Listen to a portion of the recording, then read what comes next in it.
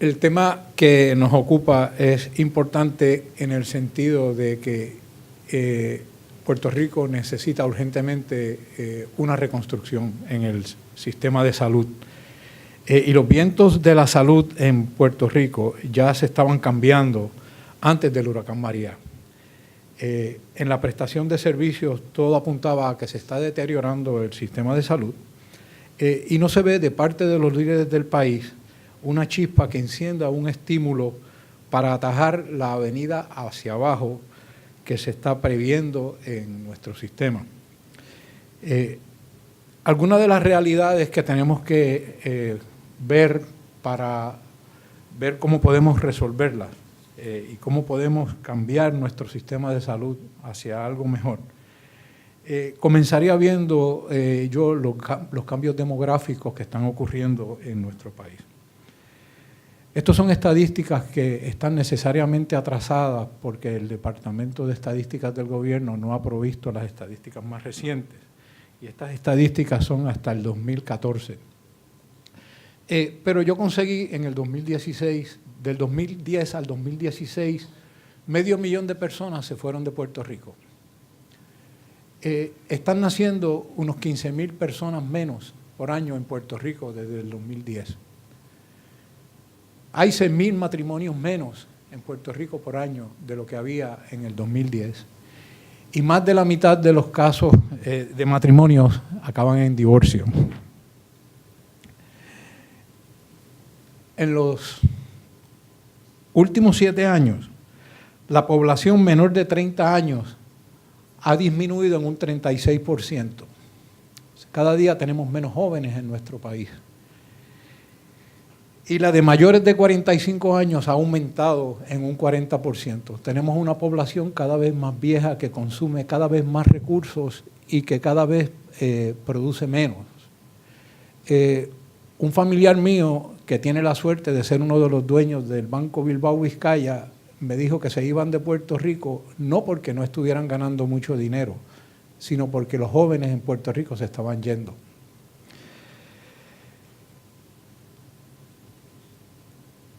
Las causas más frecuentes de muerte en Puerto Rico han cambiado. Antes eran las enfermedades cardiovasculares, que tú te morías y no gastabas. Ahora la gente se muere de cáncer, pero después de haber gastado mucho dinero.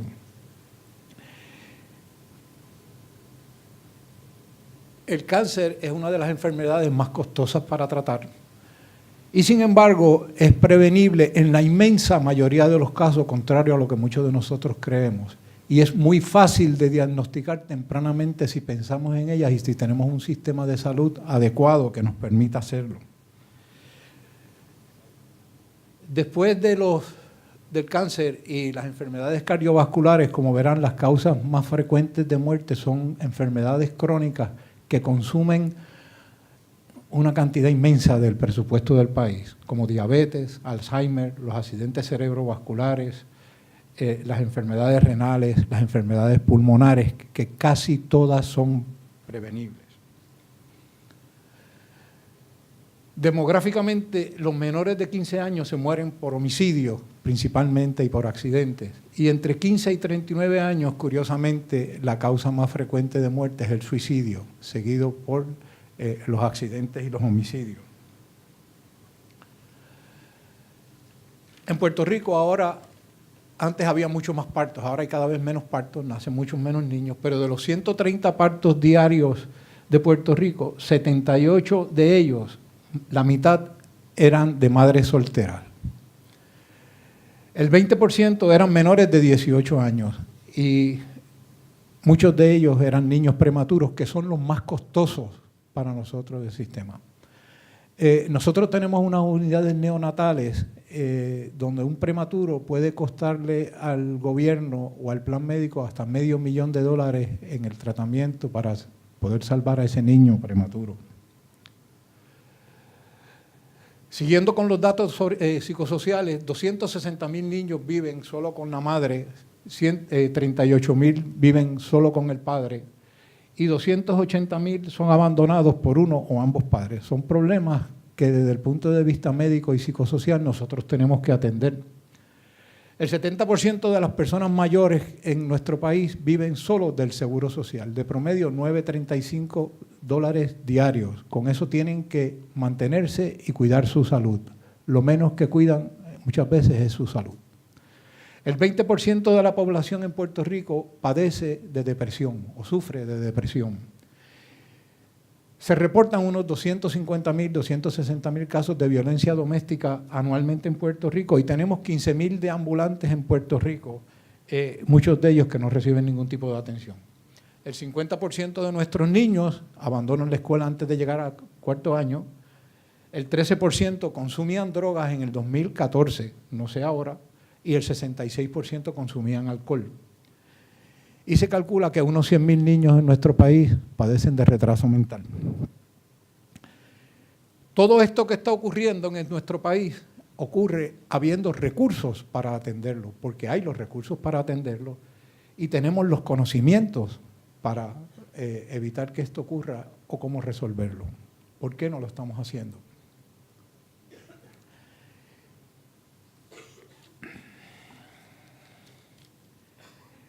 Hay un éxodo continuo y creciente de médicos, enfermeras y profesionales de la salud. La preparación de estos médicos y profesionales de la salud ha costado una inmensidad en dinero, esfuerzo, tiempo, y se están marchando en el 2014 unos 500 médicos al año. Y de esos que se marchan, casi ninguno regresa. El trabajo en los hospitales ha aumentado a unos niveles tales que la sobrecarga para el personal de los hospitales nos hace prever que va a deteriorarse el cuidado de salud y la calidad de los servicios que le estamos dando a los pacientes. En nuestro hospital, en un momento dado, en menos de 6 meses, se fueron 20 médicos. 20 médicos súper preparados que no se fueron a trabajar en una oficinita en Florida. Algunos de ellos fueron a Harvard, otros fueron a la Universidad de Filadelfia, hay otro que está en Mayo Clinic de director, en Mayo Clinic en Rochester. O sea que son médicos puertorriqueños geniales, súper preparados, que se están yendo por las razones que mencionaremos más tarde. La semana pasada fueron en nuestro hospital solamente 20 enfermeras intensivistas. Nos toma 6 meses por lo menos preparar a una enfermera para ser intensivista en nuestro hospital. Y de golpe y porrazo, en menos de una semana se fueron 20. En Puerto Rico se gradúan alrededor de 400 médicos todos los años. Consiguen plazas para hacer especialidades 200. Los otros 200 se van a Estados Unidos. Menos del 10% regresa. Peor aún, los que regresan y los que se gradúan, los planes médicos le niegan un contrato o les retrasan la otorgación del contrato hasta el punto tal que se hartan y muchos de ellos se van. Tengamos en cuenta que los planes médicos controlan y la reforma controla el 80% de los profesionales o de los pacientes que hay en Puerto Rico. Esos 200 médicos que se gradúan y no tienen un contrato con los planes médicos tienen que luchar por un 20% de la población enferma de Puerto Rico. No es justo y se van. Ellos están mejor preparados que muchos de los profesionales que atienden los planes médicos.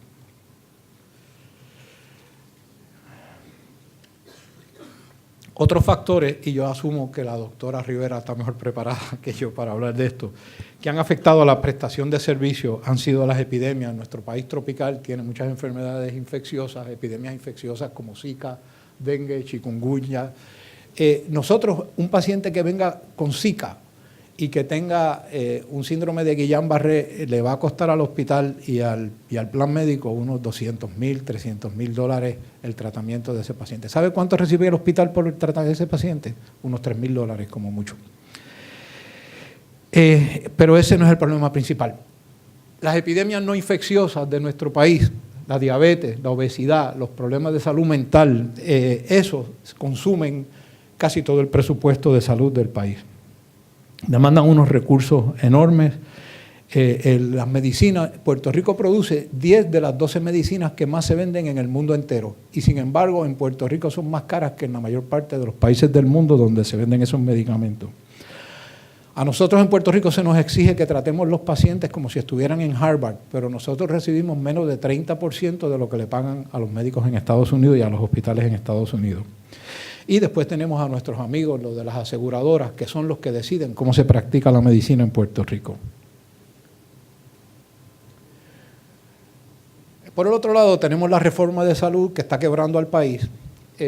Yo no soy altruista, ¿sabes? Yo no creo que la caridad resuelve la mayor parte de los problemas del país. La caridad crea más problemas de los que resuelve, especialmente cuando la caridad es a punta de pistola.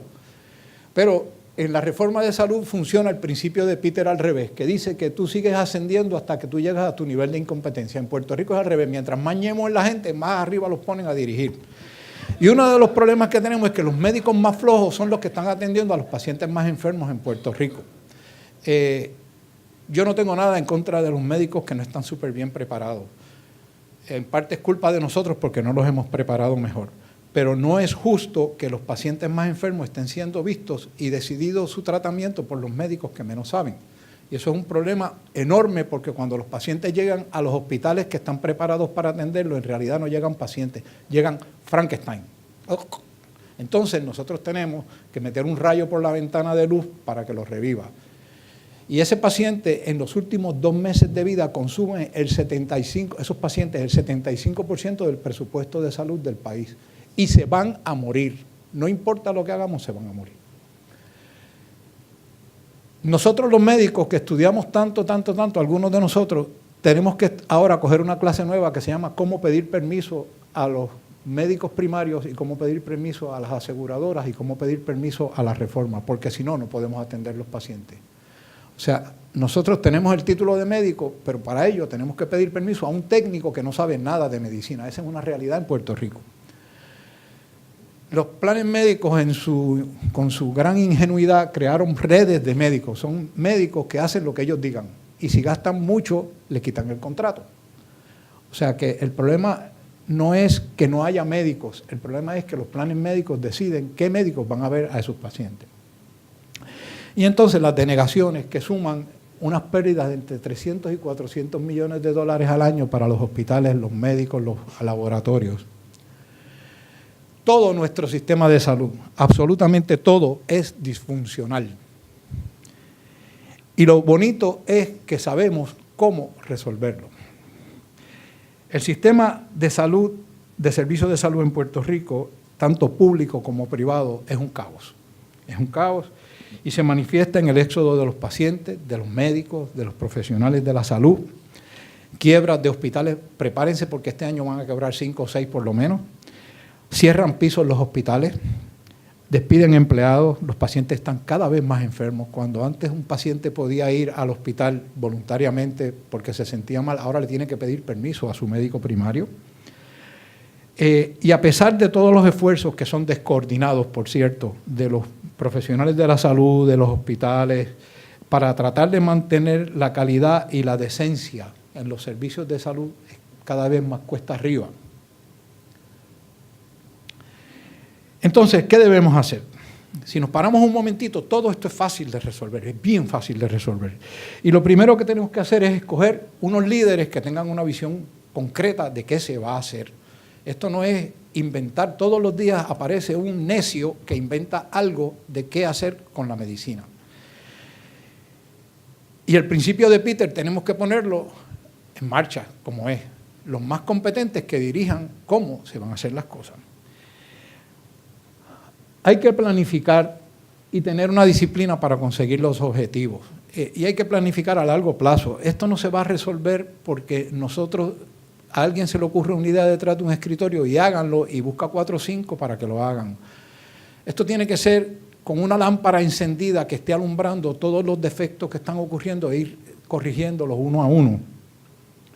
Y hace falta educación, que es el problema más grave que tiene nuestro país, la falta de educación. Y no quiero decir educación porque tengan títulos. Nuestro país está lleno de gente con títulos. El credentialing de nuestro país lo está matando. Necesitamos, en lugar de chicos que tengan títulos, chicos que tengan iniciativa, que tengan confianza en sí mismos, que tengan la voluntad y el deseo de echar para adelante, aunque sea comiendo tierra. El que no come tierra no adelanta nada, a menos que no sea por prebendas y favores que a la larga los va a tener que pagar de una forma u otra, y no van a adelantar ninguna causa de esa forma. El altruismo no va a resolver los problemas de nuestro país. La caridad a punta de pistola no resuelve los problemas de nuestro país, ni va a resolver los problemas de salud que tenemos. Nosotros vivimos de crisis en crisis y no planificamos nada de lo que estamos haciendo. Yo insisto que si nosotros educamos y educamos y educamos, y esa es la única razón que estoy aquí, porque es una institución educativa. Si no, yo no venía a dar una charla de los problemas de salud de este país. Todos sabemos los problemas de salud de este país, pero si los líderes educativos de nuestro país no aportan, no vamos a resolver el problema. La prevención. La mayor parte de las enfermedades que hemos mencionado someramente por encima son prevenibles. La diabetes es prevenible, las enfermedades renales la mayor parte son prevenibles, las enfermedades cardiovasculares la mayor parte son prevenibles, casi todas las enfermedades crónicas son prevenibles. Y son las enfermedades más costosas, las que más discapacidades producen y las que menos los planes médicos quieren que vayan al hospital porque le cuestan mucho dinero. Y castigan al hospital que atiende a esos pacientes y le deniegan los servicios y quieren que los pacientes se vayan a su casa a morirse. Y esto es una realidad y yo se lo digo en la cara a los planes médicos. Para prevenir, la clave es que hay que educar. Y es indispensable un sistema educativo que no se dedique a dar títulos, que se dedique a educar a los jóvenes que tenemos en este sistema. Imaginen ustedes que en lugar de estar los políticos anunciando que van a abrir una carretera, digan, si usted sigue comiendo Burger King, usted se le van a dañar las arterias. Imaginen que en lugar de estar anunciando Coca-Cola, nosotros estemos anunciando, si usted tiene dolor de pecho, vaya al centro de dolor de pecho más cercano que usted tenga. Si usted hace ejercicio, usted va a ser más saludable por esto, esto y esto. Eso no lo hacemos. Nos dedicamos a la banalidad y no estamos atendiendo los problemas seriamente. La educación es tan importante y la prevención es tan importante, y aunque esto no es tema de esta charla, la ciencia está cambiando tanto y tanto y tan rápido, a una velocidad tan vertiginosa, que lo que yo le estoy diciendo como ciencia ficción hoy, mañana va a ser una realidad. Yo no lo voy a ver, pero los jóvenes que están aquí van a ver que dentro de 50 años la meta de nosotros, los profesionales de la salud, no es evitar que usted se enferme, es buscar la inmortalidad del ser humano. Yo no lo voy a ver. Ustedes puede que dentro de 50 años lo vean. Nosotros ya estamos consiguiendo cambiar los genes de las personas para evitar que les dé cáncer. Ya lo podemos hacer. Las restricciones no ocurren por restricciones de los políticos. Nosotros podemos predecir a quién de ustedes le va a dar un cáncer de páncreas. Nosotros predecimos a quién de ustedes le puede dar cáncer de colon. A eso no le damos importancia, le damos importancia a la banalidad. Si tuviéramos un sistema de salud útil, eficaz, económico, ahorraríamos muchísimo dinero y la gente estaría menos enferma. A corto plazo, ¿qué podemos hacer para mejorar nuestro sistema de salud? Primero, evitar que los técnicos dirijan cómo hacer la medicina. Deje que los médicos hagan medicina. Eliminar las redes de médicos que tienen las aseguradoras. Ley de pronto pago. ¿Saben ustedes que a veces tardan 6 meses, 7 meses en pagar un servicio si se lo pagan al médico o al hospital? Remunerar adecuadamente los servicios médicos. ¿Ustedes saben cuánto le pagan a un pediatra por ir a sala de emergencia a ver un niño que está gravemente enfermo? $7. A las 3 de la mañana yo me levanto en el carro, voy a ver un nene que está en shock sangrando y puede que dentro de 4 o 5 meses me paguen $7 menos el 7% que se lo dan a Hacienda. No me extraña que los médicos se vayan a Estados Unidos. ¿Sabe cuánto pagan en San Tomás y en Santa Cruz a ese mismo pediatra si va a sala de emergencia? $600. Y nosotros, que nos creemos que somos los cheches de la película, le pagamos 7 a los médicos. Y las compañías de seguro, que se supone que se queden con el 13% de lo que le pagan la Medicare, Medicaid, se quedan con el 57%. Y el gobierno lo sabe y no hacen nada. Okay. Tenemos que mejorar la preparación de los médicos primarios. Hoy en día un médico hace un internado y puede poner una oficina en adjuntas Y el plan médico le va a decir, usted coja estos 50 pacientes y yo le voy a dar $50 por paciente por mes y usted no tiene que saber nada más. Y ese médico es el que decide qué va a hacer con ese paciente. Si ese paciente tiene un tumor en el riñón, él decide si ese paciente va o no al urólogo. No es el urólogo que sabe mucho cómo trabajar ese paciente. O sea, son médicos que no tengo nada en contra de ellos, simplemente estoy diciendo que no están bien preparados. A veces ofendo porque estoy diciendo la verdad, pero si ese paciente que no sabe nada del pulmón le va a decir al doctor Ángel Rivera cómo va o cuándo va a ver a un paciente que está enfermo del corazón, del pulmón, esto es ridículo, o sea, no tiene otro nombre que no sea una ridícula. Y entonces aplicar la ley 5 que dice que los planes médicos no pueden cuestionar el criterio de los médicos, que dice que los planes médicos no le pueden denegar el pago por un servicio que dio el médico. Si yo atiendo a un paciente y estoy una semana con el paciente, le salvo la vida al paciente, el plan médico después decide que no me va a pagar porque yo lo tuve en el hospital un día de más. Y eso es una realidad que viven los médicos día a día. Y mientras eso no lo cambie, no vamos a resolver el problema. Y como ustedes ven, es bien fácil de resolver. Es simplemente decirle al plan médico, oye, le tiene que pagar. ¿Cuál es el problema? Él te dio un servicio. Si usted va a comprar unos zapatos y no los paga, no le dan los zapatos. Pero entonces pretenden que los médicos trabajemos por el bien de la humanidad, excepto del médico. Hay que identificar a los pobres deshonestos, porque en nuestro país el pobre es el bueno. El muchacho inteligente no se merece nada. Ese es inteligente que lo resuelva por sí mismo. Pero si nosotros cogemos todo el dinero que gastamos en las personas que no producen nada, y no tengo nada en contra de los niños que tienen impedimentos, pero en nuestro país se gasta unas millonadas en niños que no tienen ningún futuro como productivos. Y no gastamos ni un centavo en los niños geniales de nuestro país. Es todo al revés de cómo debe ser. Es todo disfuncional. En Puerto Rico hay una cantidad de gente deshonesta que está recibiendo beneficios que no merecen y que no deberían tener. Yo conozco personas que ganan $10,000 mensuales y tienen una reforma de salud. Y el gobierno sabe que es así y no hacen nada con ello.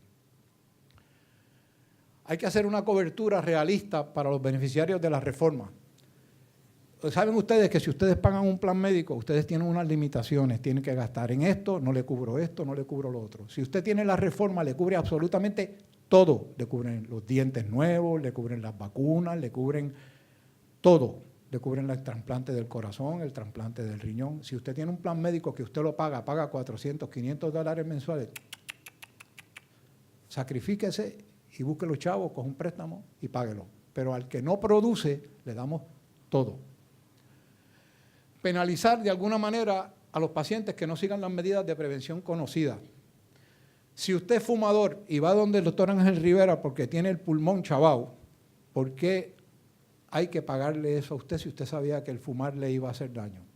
Si usted es alcohólico y va al hospital con fallo hepático, ¿por qué yo tengo que sacrificar el dinero del que se portó bien y no estuvo bebiendo como un loco y dárselo a usted que es un irresponsable? De alguna manera tenemos que penalizar eso, bien sea con deducibles, negando algún servicio. Oiga, porque si usted se quiere tirar por el risco, tírese, pero no pretende que yo me tire detrás de usted. Hay una población cambiante. Cada día tenemos más viejitos, cada día tenemos más diabéticos, cada día tenemos más personas que necesitan de manera crónica y de forma muy costosa servicios que no le estamos ofreciendo. A lo mejor es necesario crear un sistema, como se hace en algunos países del mundo, de house calls, en donde vayamos a las casas de esos pacientes a atenderlos, en lugar de esperar que un médico, muchas veces irresponsable, decida hacer algo por el paciente y mandarlo al hospital cuando ya es Frankenstein. Si nosotros creamos un sistema en donde podamos ir a visitar a todas estas personas, que no tienen que ser médicos los que los visiten. Un proyecto que tenemos con la universidad es crear enfermeras que sean comandos, fuerzas especiales que puedan atender a todos estos pacientes con el respaldo de algunos médicos. Son realidades que tenemos que afrontar y que tenemos que atender inmediatamente. Y por último, Si dijimos ahorita que el 75% del presupuesto de salud se va en el tratar a las personas en los últimos 2 meses de vida y no los vamos a salvar, los tenemos en el hospital a los Frankenstein que se van a morir. Tenemos que enseñarle a la gente que se van a morir hasta que dentro de 50 años que creemos la inmortalidad, pero en este momento se van a morir y no importa todo lo que hagamos, se van a morir. Y entonces ya hay una doctrina y una fuerza que está marchando hacia coger a esas personas y educar a los familiares y a la persona de que usted se va a morir y eso no lo vamos a poder evitar. Es un oxímoron de la naturaleza que tenemos derecho a la salud. Oiga, usted no nació con derecho a ser saludable. Usted, si le pregunta a la doctora Brenda Rivera, le va a decir que usted nació con derecho a enfermarse. Y usted se va a enfermar. No tiene ningún derecho a la salud. Usted tiene derecho a procurarse su salud, pero no que yo se la procure, ni que él me la procure a mí. Esto es un derecho individual de cada uno de nosotros a procurarnos la salud, no a que me la dé alguien. Tenemos que fortalecer los centros académicos porque dijimos que si no educamos, no prevenimos y si no prevenimos nos vamos a enfermar y todo nos va a salir más caro. Tenemos que fortalecer al centro médico y yo no sé quién es el que va a coger el gato por el rabo y va a arreglar el centro médico. Pero el centro médico todos en algún momento, si esto sigue como va, vamos a acabar en el centro médico. Tenemos que facilitar, y aquí el gobierno tiene que tomar cartas en el asunto, la conversión de pisos en los hospitales que están cerrando para ofrecer otro tipo de servicios de salud, como casas de salud, estadías prolongadas para enfermos que no tienen remedio, skilled nursing facilities, rehabilitación. Y entonces si un hospital cierra un piso, el gobierno evita que esos pisos se puedan usar para otras cosas, porque hay leyes que así lo impiden. La reforma de salud. Estamos gastando más de $2 billones al año en la reforma de salud.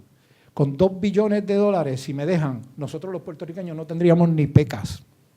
Daríamos todos lindos y con cirugías plásticas. Alguien se está llevando el dinero. ¿Estamos gastándolo de manera eficaz? No. Y tenemos que reconocerlo y todos tenemos que poner la voz de alerta, porque el único neurótico que está peleando no puedo ser yo, tenemos que pelear todos juntos. Albert Einstein decía que es una locura hacer lo mismo todo el tiempo y esperar que esto cambie. Llorando no lo vamos a resolver. Tenemos que luchar por la salud de nuestro país y tenemos que luchar por los médicos de nuestro país porque se nos están yendo. Porque si yo me voy de viaje por 6 meses en un barco, a mí no me interesa llevarme al abogado, al truquero, no me interesa. A mí me interesa llevarme a un médico por si me pasa algo. Gracias por la invitación y por la atención.